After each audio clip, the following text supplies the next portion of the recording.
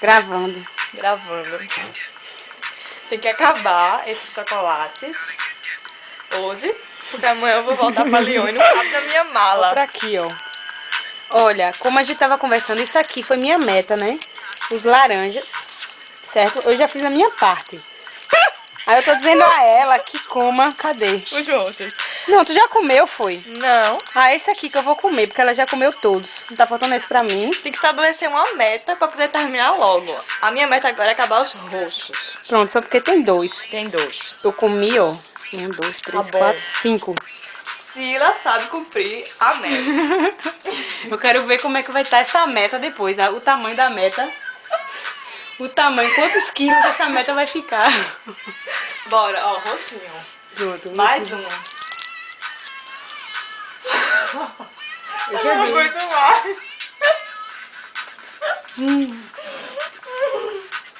Eu vou enjoar esse chocolate pra sempre na minha vida. Eu nunca comi tanto chocolate na minha vida. Ah, isso porque a gente já comeu 4 caixas de chocolate Caixa? antes disso.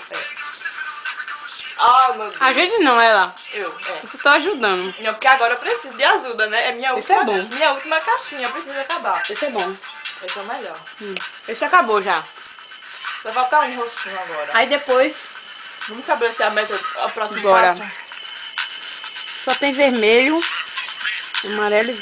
Podia ser esse marronzinho, né? Menino, tem muito, pô. Marronzinho. Outro. Caramba. A gente divide mesmo. O marronzinho é o próximo. Ainda falta.